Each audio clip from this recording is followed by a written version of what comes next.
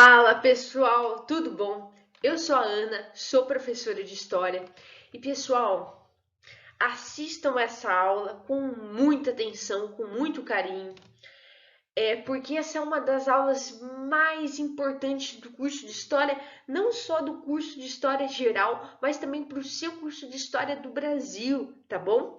Porque hoje na aula a gente vai falar de um dos acontecimentos mais importantes da história. Eu acredito que o segundo acontecimento mais importante depois da Revolução Francesa é a Revolução Russa. Por quê? A Revolução Francesa e a Revolução Russa, elas vão mudar completamente o mundo, a forma de pensar, a forma de se relacionar das pessoas a partir delas, tudo bem? A Revolução Francesa, ela vai dar fim a toda essa questão da aristocracia, da nobreza, toda a tradição da nobreza no poder. Se vocês pararem para pensar, no mundo de hoje, nós temos uma maioria de países funcionando como uma república democrática, certo? Temos raríssimas exceções funcionando como uma monarquia constitucional. Você já se perguntou por que a maioria dos países não funciona mais num sistema de monarquia? Sendo que isso era muito comum na Idade Moderna? Isso, pessoal, é um dos reflexos da Revolução Francesa. O fato dos países funcionarem com a partir da divisão em três poderes é um dos reflexos da Revolução Francesa. O fato de termos a maioria dos países do mundo também colocando em sua Constituição como direito natural, como direito essencial, o direito à vida é o reflexo da Revolução Francesa. Então a Revolução Francesa, pessoal, ela vai dar todo o panorama do que vai ser o mundo atual. Lembra aquelas datas que eu coloquei para vocês? 476, queda do Império Romano. De 476 a 1453, Idade Média. 1453, queda de Constantinopla. De 1453 a 1789, Idade Moderna. De 1789, Revolução Francesa. Para frente, nós temos a Idade Contemporânea. Além de mudar tudo o que havia no mundo, a Revolução Francesa, pessoal, vai ser responsável por colocar a burguesia no poder. Sim, ela mesmo, que vocês ouvem tanto falar, né? Ela vai chegar ao poder político, ao poder social com a Revolução Francesa. E você vai falar, nossa, Ana, mas a burguesia, ela não estava no poder antes? Não. Lembra que eu contei para vocês que a burguesia era responsável pelo sustento econômico do Estado moderno? Na Idade Moderna, a gente tinha esse acordo da burguesia com o rei, né? O rei dava proteção à burguesia e a burguesia sustentava economicamente aquela nação, aquele Estado moderno, né? Porém, a burguesia não tinha prestígio, não era uma classe com prestígio e não tinha o poder político e o poder social, né? O poder social, ele era detido pela nobreza. A nobreza, sim, era a classe social que tinha maior prestígio, maior poder social. E o poder político? Estava nas mãos da nobreza, né? Porque o rei, nada mais, nada menos, era do que um nobre. Então a burguesia, pessoal, ela só detinha o poder econômico. E ela fala assim, mas espera lá, se eu sustento esse Estado moderno financeiramente, para que serve a nobreza? Para que serve o rei?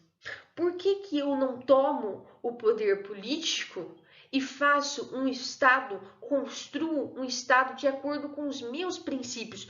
Porque lembra da aula passada de Idade Moderna que eu contei para vocês que a burguesia não estava muito satisfeita com muitas políticas do rei, porque grande parte dos impostos, dos tributos que iam para cima da burguesia eram revertidos como? De forma a beneficiar essa burguesia, de forma a aumentar a riqueza dessa burguesia?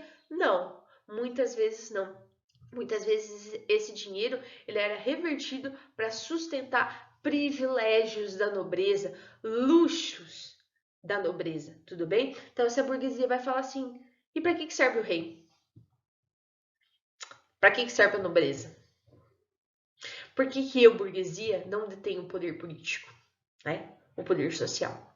Então, toda a construção do capitalismo que nós temos hoje, pessoal, principalmente o capitalismo industrial, o fato de nós termos a maioria dos países com... A maioria não, acho que praticamente 100% dos países com governos regidos pela burguesia. O Brasil, ele é regido pela burguesia, né? O atual governo é claramente burguês. É por conta da Revolução Francesa, tá? Isso são reflexos da Revolução Francesa no mundo de hoje. Então, para vocês terem noção da importância da Revolução Francesa, e acredito que vocês terão noção, mais ainda noção, conforme forem a aula, tudo bem? Aqui nesse quadro é um quadro bastante importante, que é a queda da Bastilha, e nós iremos falar mais para frente sobre a queda da Bastilha. Então vamos conversar um pouquinho, pessoal, do cenário da França antes da Revolução Francesa, pré-Revolução Francesa. Lembra que eu contei para vocês que o Luís XIV, o Rei Sol, o auge do absolutismo francês, o Luís XIV, ele vai terminar o seu reinado, ele vai morrer e ele vai deixar a França numa situação de crise financeira enorme, pessoal. Quem pensa, o Luís XIV, ele mandou construir na Europa um dos maiores palácios da Europa, que é o Palácio de Versalhes. Aliás, se eu não me engano, é o maior palácio que existe na Europa. Se algum dia vocês tiverem oportunidade para ir para a França, ou alguém que já foi para a França e conheceu o Palácio de Versalhes, pessoal, vocês vão ficar de boca aberta com o tamanho do luxo que é o Palácio de Versalhes, né? E o Luís XIV, além disso, ele enfiou a França em diversas guerras. Muitas dessas guerras eram guerras políticas, de nobreza versus nobreza, de nomes da nobreza contra outros nomes da nobreza, a fim de se conquistarem territórios, né? E que não tinham nada a ver com o povo.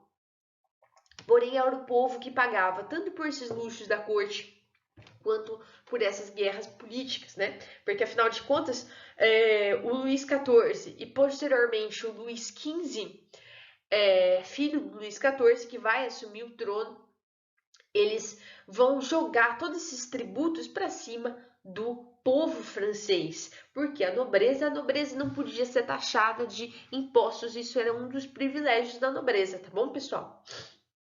Ótimo. O Luís XV também vai ter um governo completamente desastroso, vai deixar a França numa crise financeira ainda pior. O Luís XV, ele vai ter uma série de guerras contra a Inglaterra, tá bom, pessoal?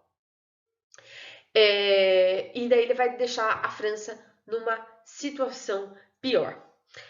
Quando o filho dele, Luís XVI, o nosso gordo e simpático Luís XVI, esse aqui da foto que eu coloquei, vai assumir o trono, ele vai pegar a França numa situação caótica.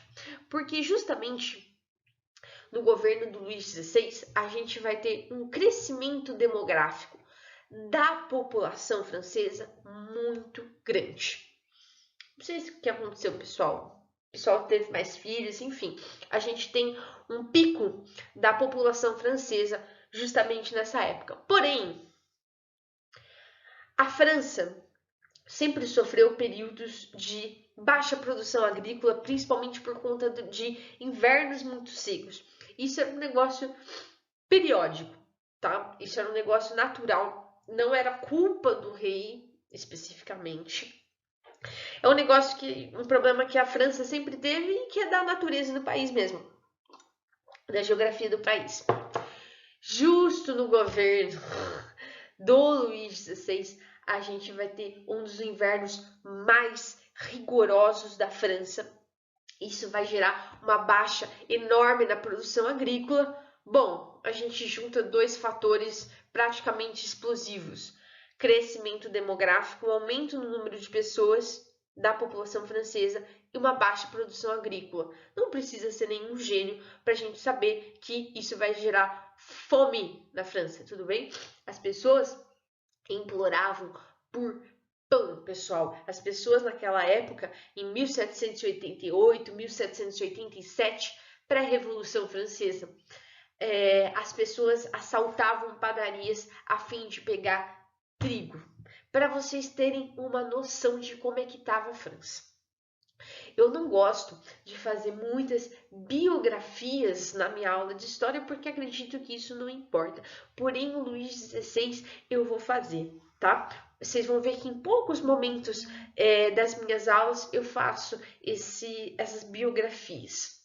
Luís XVI era um homem que não servia para ser rei. A personalidade dele não combinava com uma personalidade de um líder, né?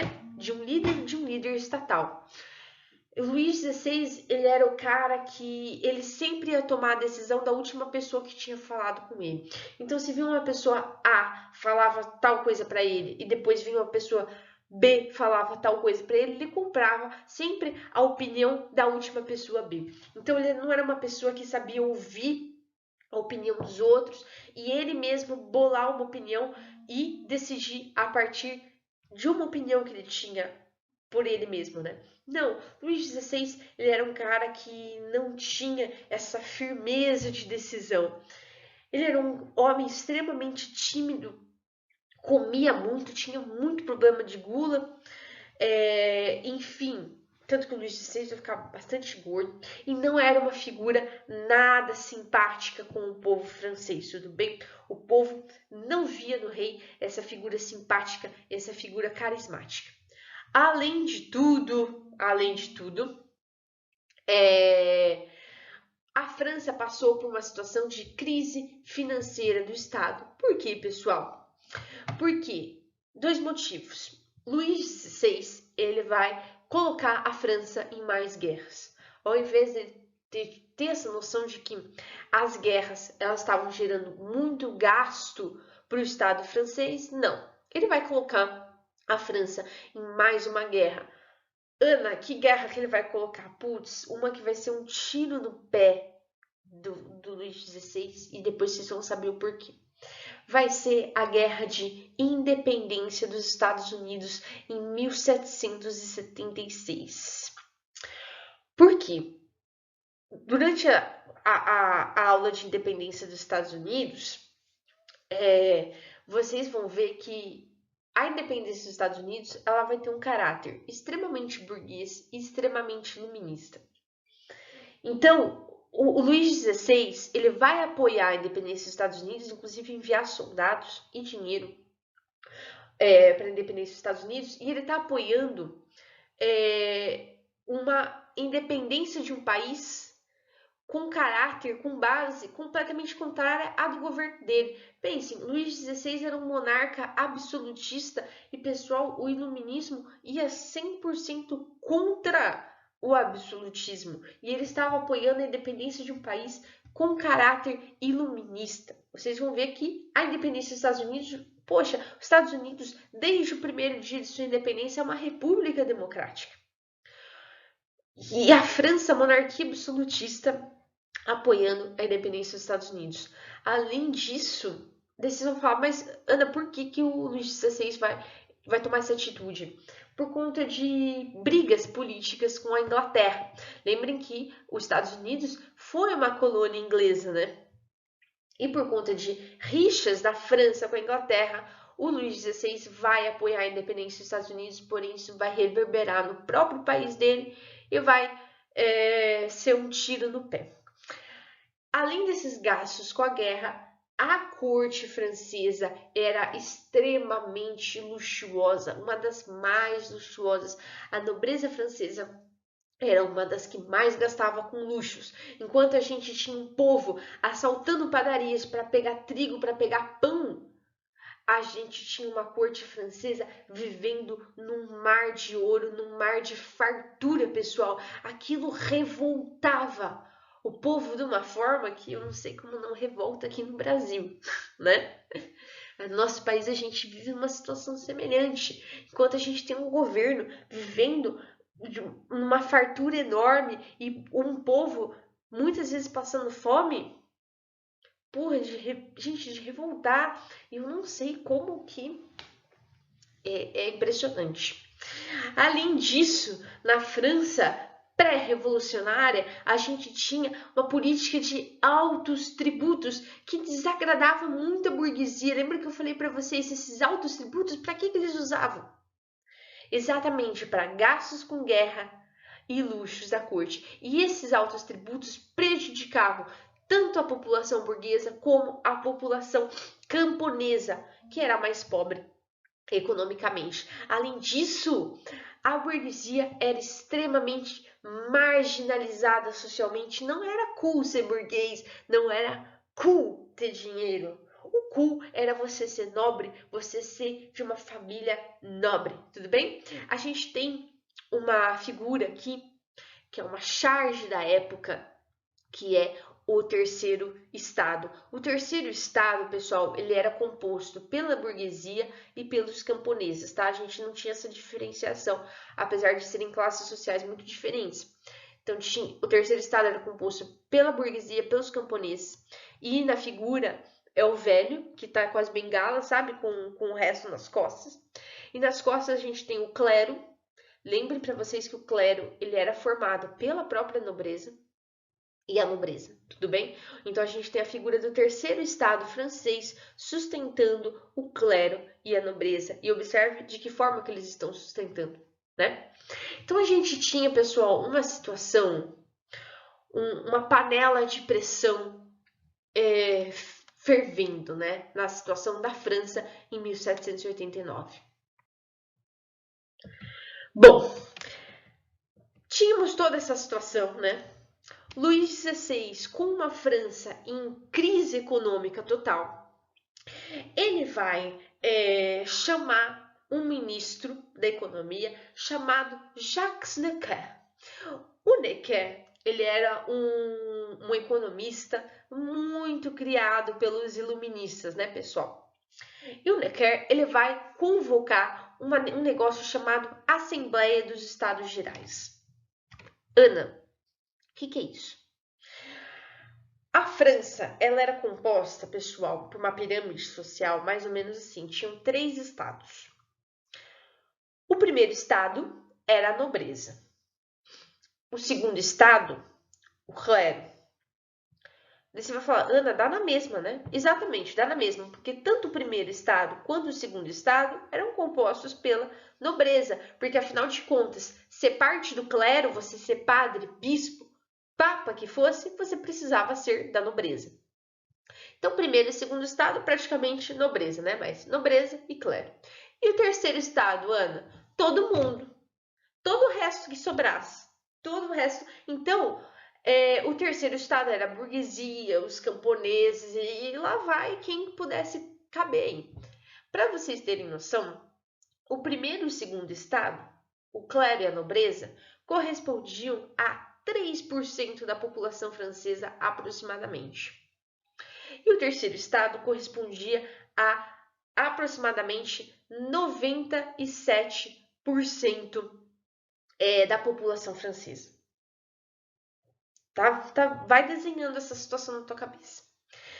E quando a gente tinha algum problema muito grande no país, a França chamava um negócio, convocava, né, a Assembleia dos Estados Gerais. O que era isso? O rei chamava representantes do terceiro estado, representantes do segundo estado e do primeiro estado para fazerem uma votação a respeito da situação que estava. Há muito, muito, muito tempo a França não convocava a Assembleia dos Estados Gerais. A última vez que a França convocou essa Assembleia dos Estados Gerais, pelo que eu me lembro, era lá para o ano de 1200, mas depois eu faço uma pesquisa mais efetiva para vocês e coloco aqui na edição do vídeo no textinho. Porém, há muito tempo, e quando o pessoal soube que o Necker chamou a Assembleia dos Estados Gerais, o pessoal falou, eita, situação tá feia. Situação tá feia. Chamou. E o Necker, ele propôs o seguinte, ele falou, gente, situação econômica não tá dando, França tá em crise financeira, e a única forma da gente sair da crise financeira é a gente taxar impostos da elite. Nós taxarmos impostos da nobreza. O Necker falou, gente, a nobreza é a classe social mais rica da França. Mais rica. Então, ela tem que ser taxada, porque se ela for taxada, vai gerar dinheiro suficiente para a gente sair dessa crise financeira. Ai, ai, ai. É interessante a gente colocar também um dado que saiu junto aqui com a pandemia do Covid. Depois vou fazer a pesquisa e colocar aqui na edição do vídeo para vocês. Que se nós taxássemos a alta elite brasileira ela paga muito pouco imposto, pessoal. A maioria dos impostos, os impostos mais pesados, vem sempre para a população mais pobre do Brasil. E os impostos menos pesados vão sempre para a população mais rica do Brasil. Se nós taxássemos de acordo essa alta burguesia brasileira, a gente conseguia dinheiro suficiente para sair da crise financeira da Covid-19, gerada pela Covid-19. Bom, voltando a 1789, né, vamos sair de 2020, a aristocracia, a nobreza, ficou puta com o Necker. Falou assim, como assim, Necker? Como assim? Ponha-se no seu lugar, Necker. A nobreza, nós vivemos de privilégio e nós não vamos aceitar ter o nosso privilégio cortado. A população, o terceiro estado, ficou revoltadíssimo. E o rei falou, vamos fazer uma votação. Só que como que funcionava a votação da Assembleia dos Estados Gerais? Não era uma votação por cabeça, mas sim por estado. Então, o rei, ele chegou assim para o primeiro estado e falou assim, primeiro estado, nobreza. Nobreza, você quer que taxe a nobreza? A nobreza falou, não.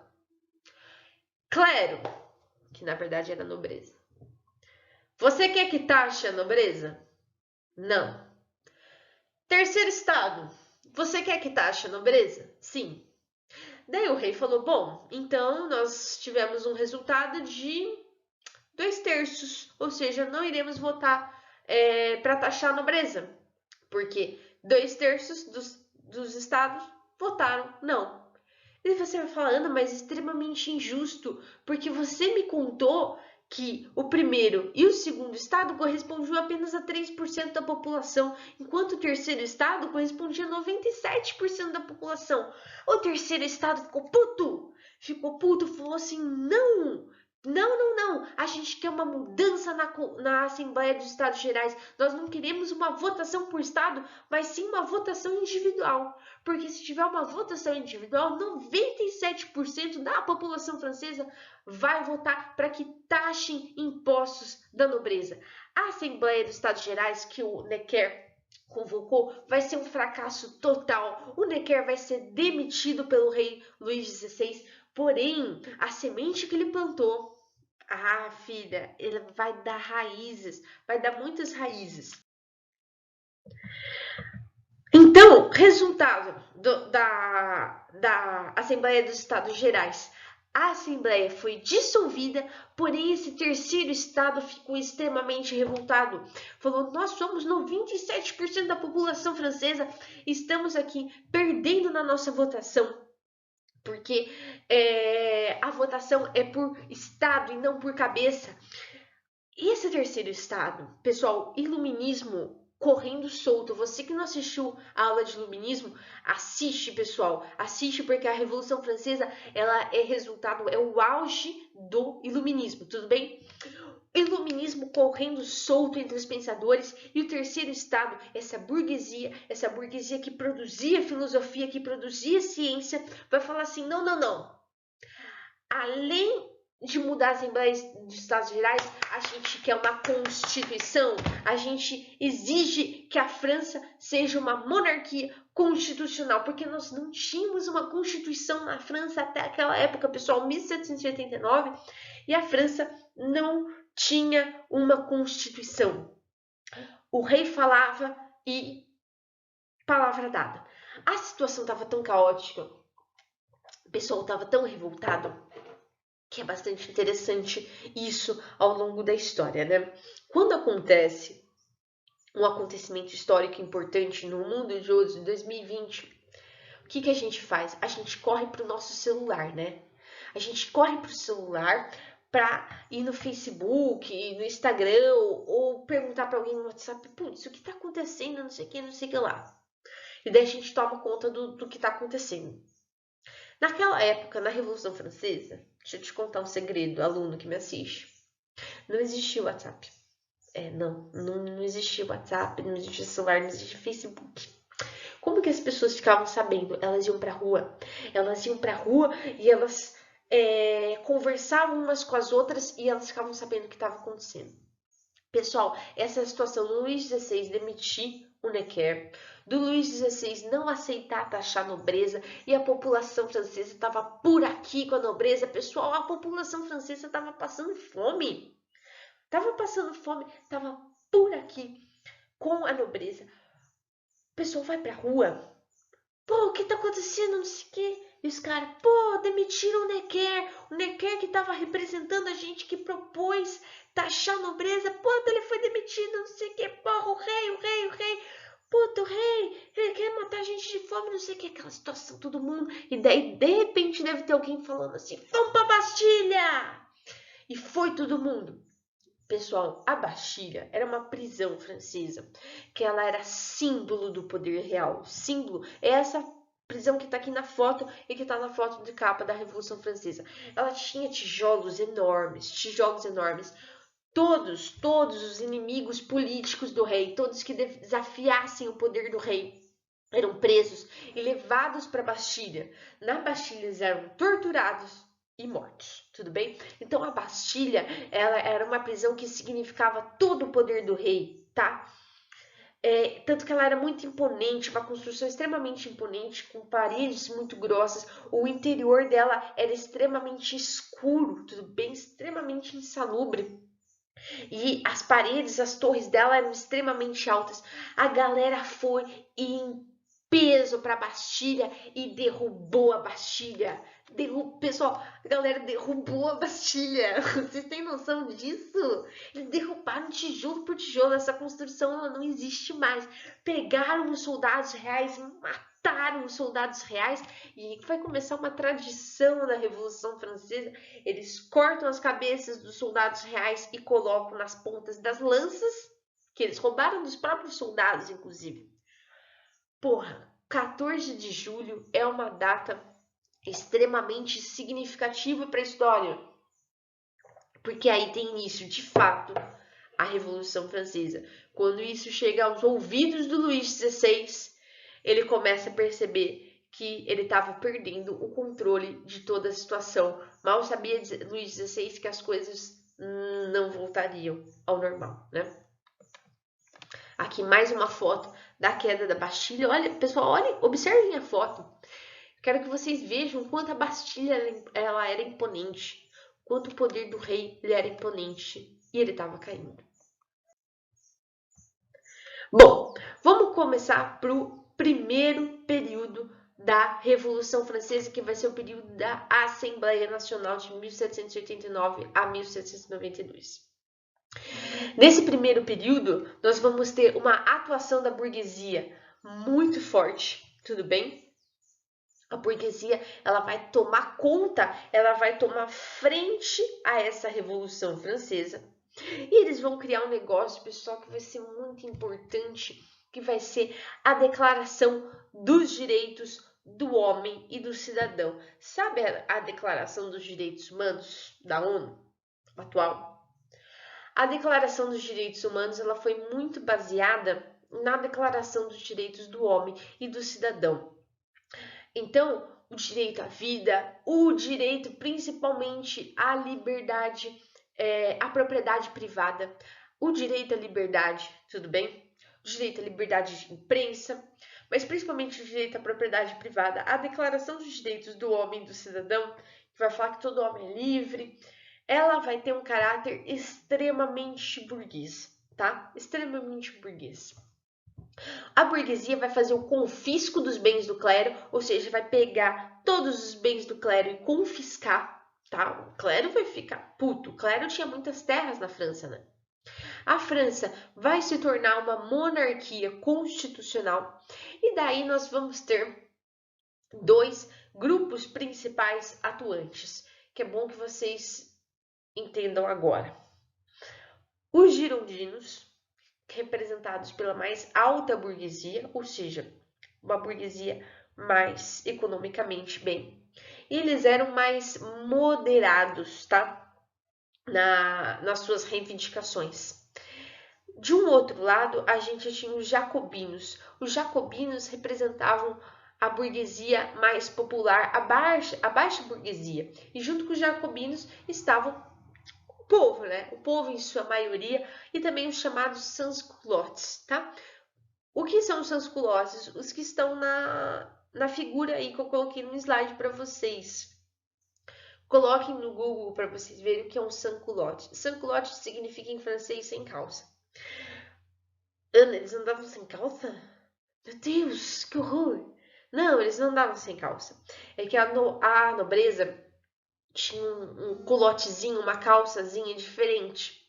E quem não era da nobreza não tinha essa calça, tudo bem? Ou seja, os sans-culottes eram um povo, tudo bem? Era um jeito de se vestir e mostrava que eles eram povão, tudo bem?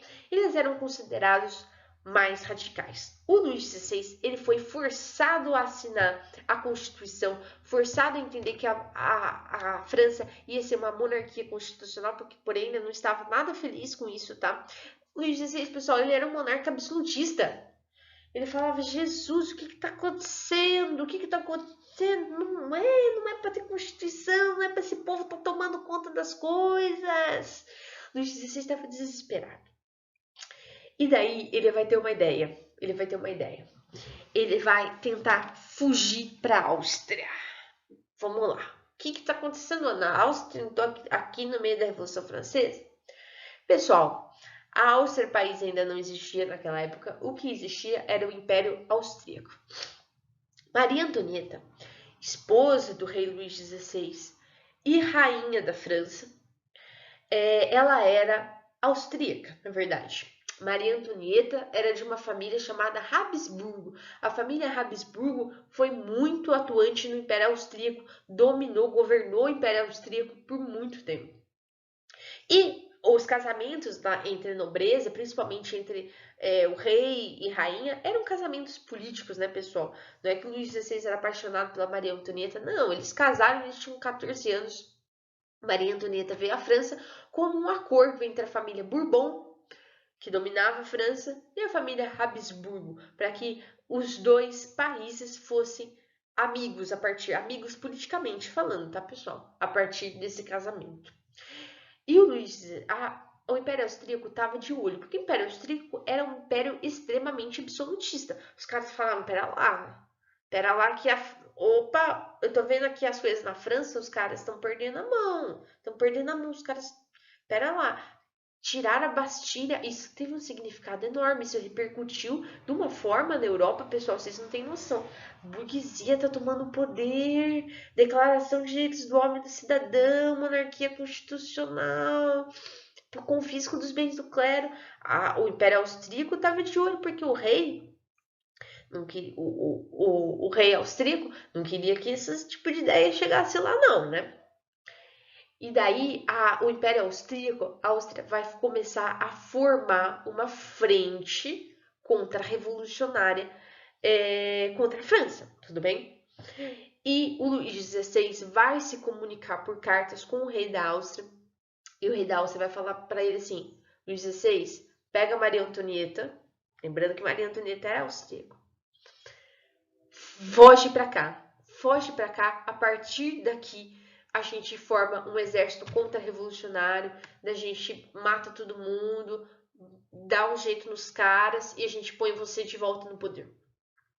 O Luís XVI, ele vai tentar fugir, porém, justo na fronteira entre a França e a Áustria, ele vai ser pego.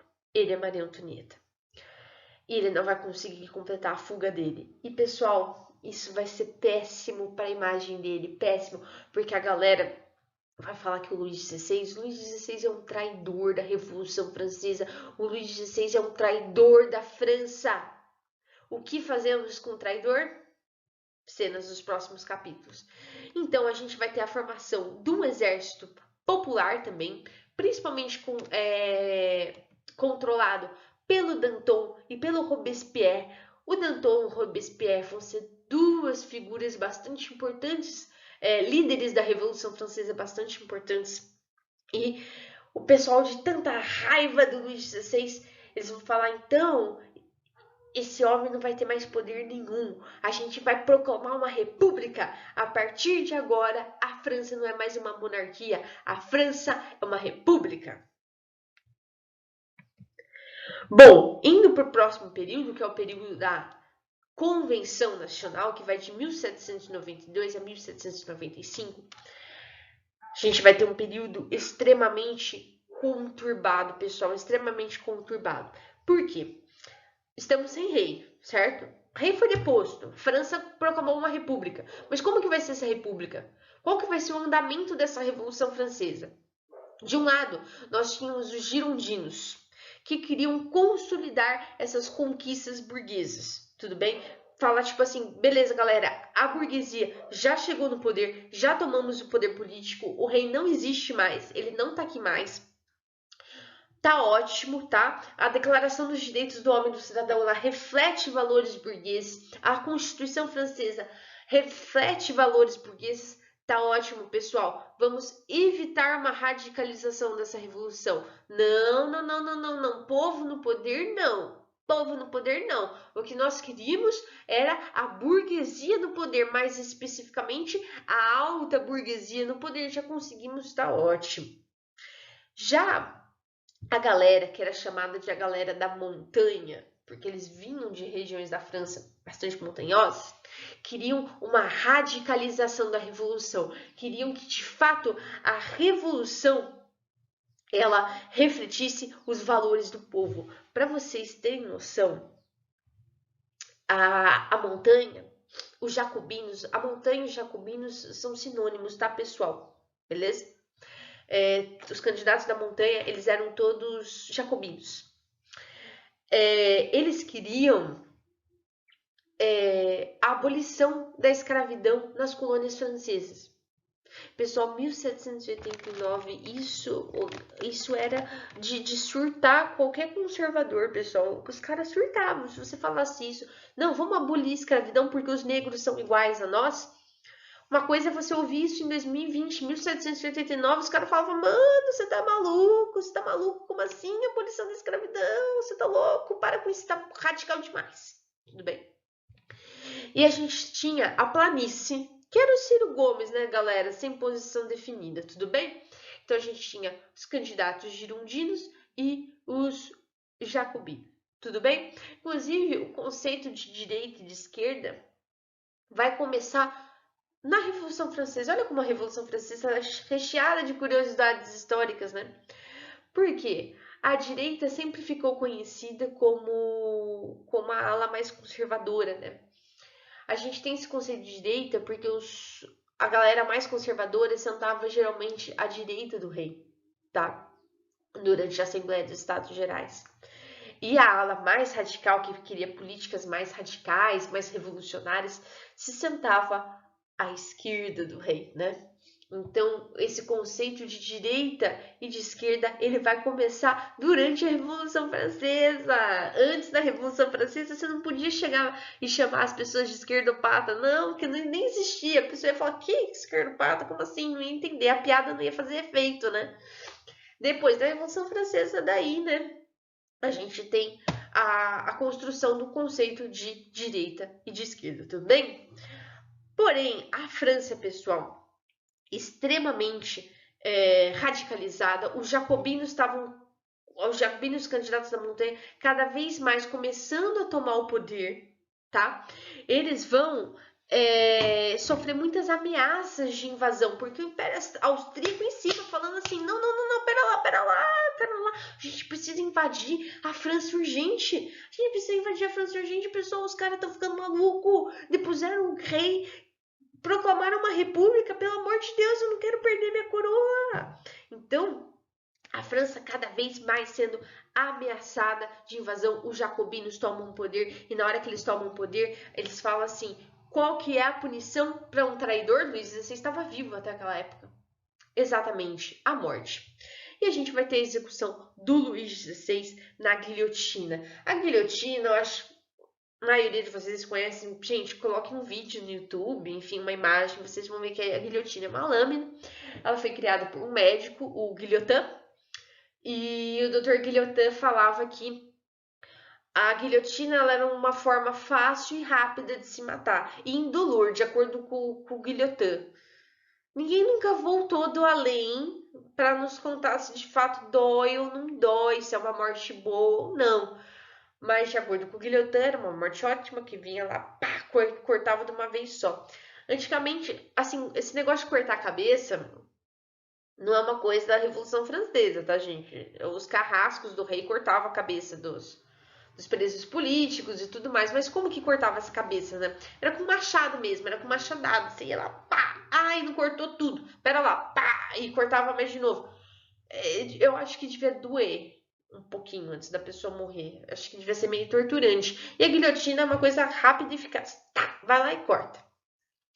Os jacobinos tomam o poder, guilhotinam o rei para surto geral da nação, né?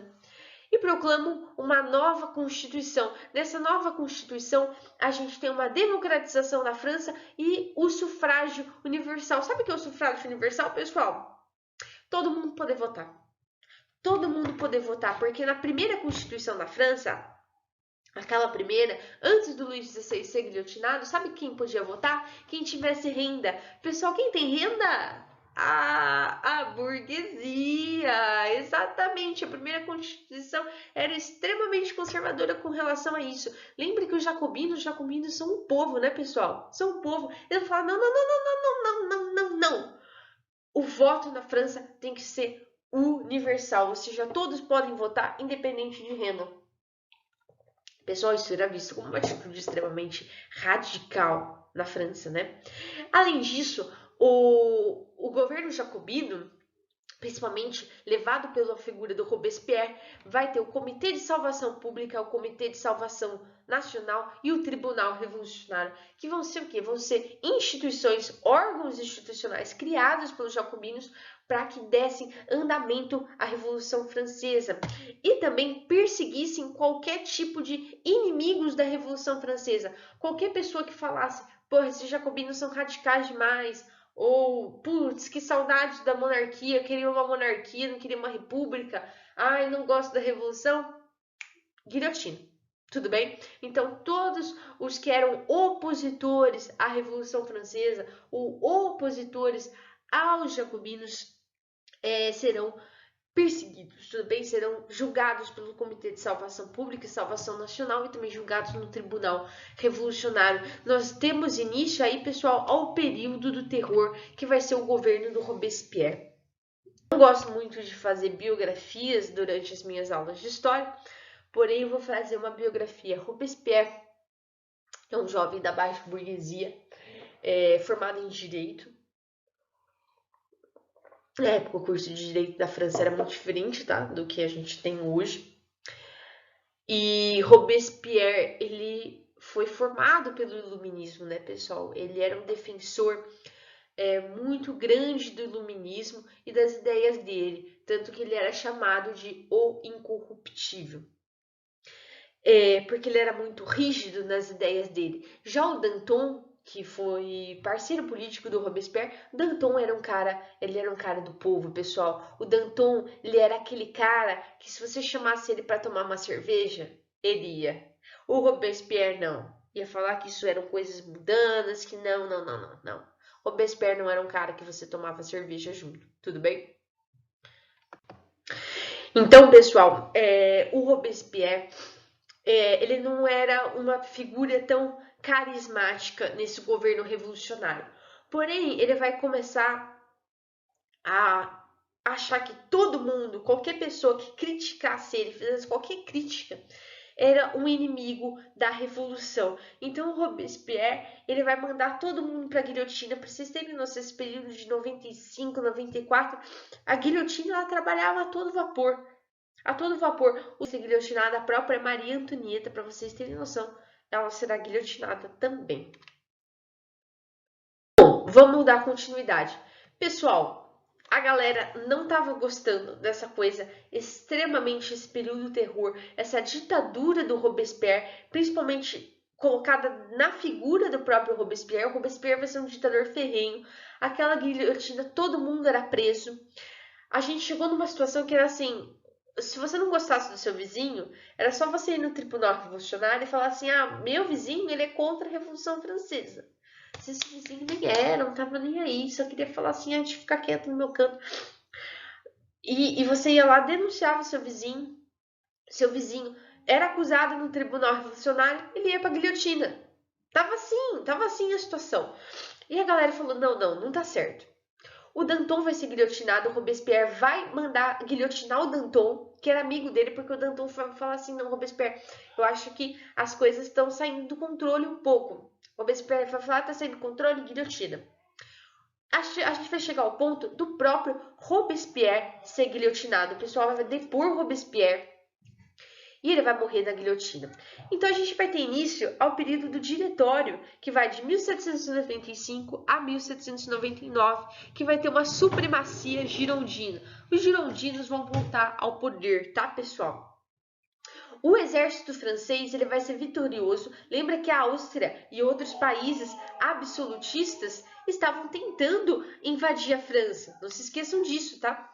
E o exército francês, ele vai ser vitorioso. O francês que vai ser extremamente vitorioso e vitorioso por conta de um cara, por conta de um general extremamente habilidoso que vai segurar toda essa contra-revolução e permitir que a Revolução Francesa ela se consolide. Pessoal, imagina se a Áustria tivesse invadido e conseguido invadir a França? A gente tinha acabado com a Revolução Francesa e por que ela não termina? Por causa desse cara, o Napoleão Bonaparte. Napoleão vai ter cada vez mais prestígio pelas vitórias e os girondinos vão falar o seguinte, vão falar, olha, a gente precisa de um cara que consolide a Revolução Francesa, que seja a figura de um novo governo da Revolução Francesa, um cara com prestígio. Quem vai ser? O Napoleão. O Napoleão vai dar um golpe, chamado golpe de 18 do Brumário. Por quê, pessoal? O calendário na França tinha sido mudado durante a Revolução Francesa, não funcionava com base no calendário cristão, mudaram o nome de todos os meses do ano e o Napoleão deu o golpe no dia 18 de Brumário, que eu não lembro se era relativo a maio, junho, enfim, que vai dar início à ascensão do Napoleão no poder. Não perca a próxima aula, que é a aula de Era Napoleônica, e o início do governo do Napoleão. Beleza, pessoal? Vamos para um de olho no Enem? Bom, temos aqui uma questão do Enem de 2010. Vou pedir que você pause o vídeo, leia a questão com atenção e tente resolver.